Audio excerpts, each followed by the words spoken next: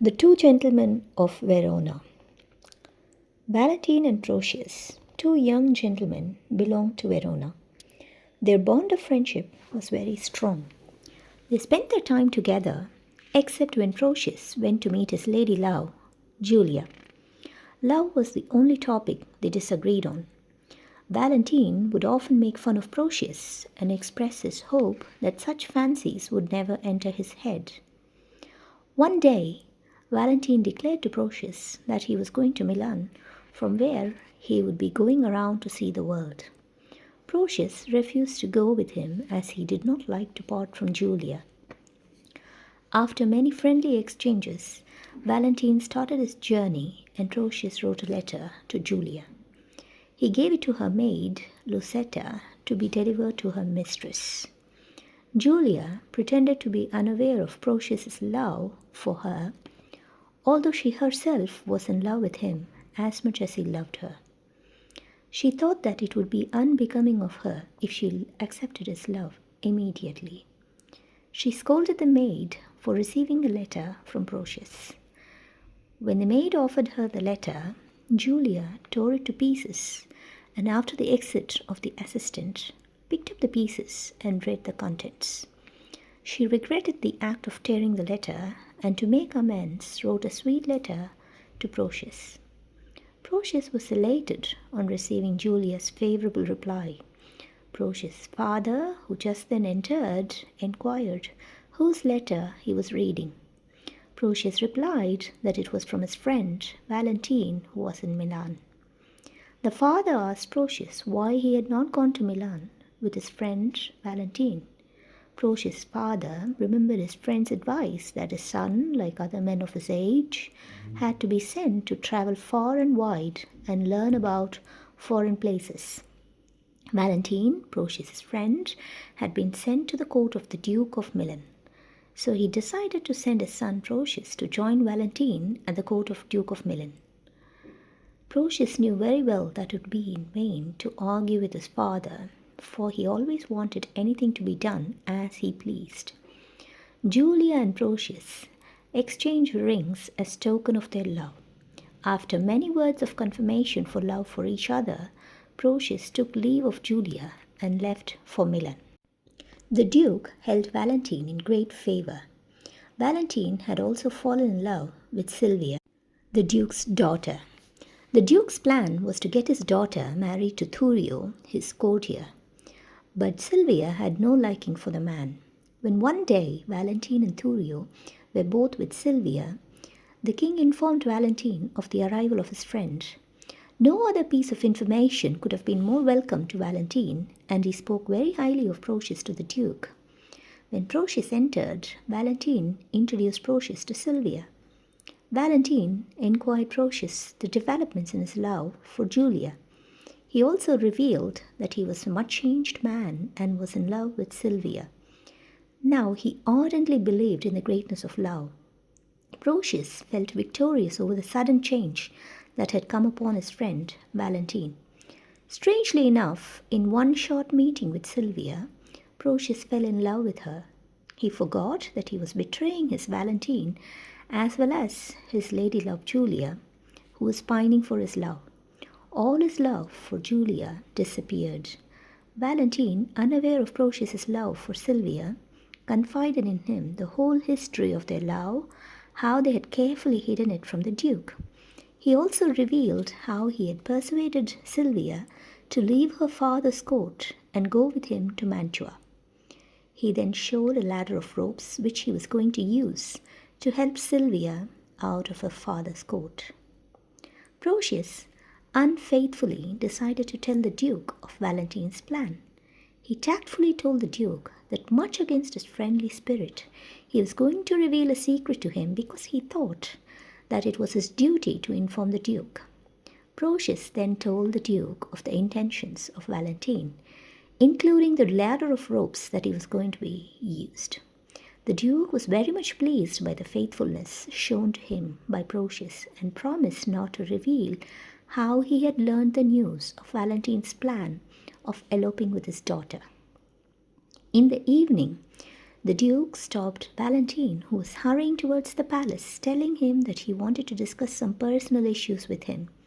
The Duke spoke of his daughter's disobedience in refusing to marry Thurio, and how that had removed her from his favor. He also said that he wished to get married soon.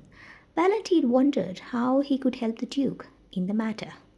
The Duke wished Valentine to help him in courting a lady who did not much mind his age. The Duke was unable to meet the lady as her father was very strict. Valentine proposed that he could use a rope ladder. Upon this, the Duke threw back Valentine's cloak, discovered the rope ladder, and Sylvia's letter containing their plan of escape. Valentine was accused of ingratitude and banished from Milan forever. He was forced to leave Milan that very night without even meeting Sylvia. While Porcius was thus engaged in betraying and undoing Valentine, Julia and Lucetta, dressed in male attire, reached Milan. They stayed in an inn and inquired about Porcius. Julia was a little sad, thinking of how Porcius would regard the step she had taken. But when she got an opportunity to go to the palace, Julia, disguised as a man, followed the innkeeper.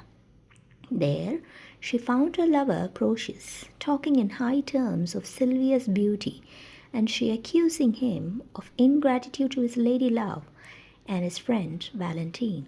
Sylvia soon left the place, unwilling to hear Porcius' speech and his music. Though unhappy with what she had seen, Julia still had love for Porcius. She, with the help of the innkeeper, became a page boy of Porcius and carried love letters and presents to Sylvia. Once, when Julia, as Sebastian, took a ring from Porcius, Sylvia utterly rejected it, and they started talking about the lady love of Porcius. The page told Sylvia how great Julia's love for Porcius was, and how he had been unfair to her. Julia, finding Sylvia sympathetic of Porcius's deserted lady love, felt a little cheered. Valentine, having been banished from Milan, not willing to go back to his father, did not know where to go.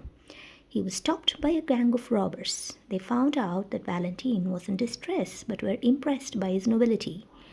They offered to keep him with them, insisting that Valentine should be their captain, but if he refused, they would kill him.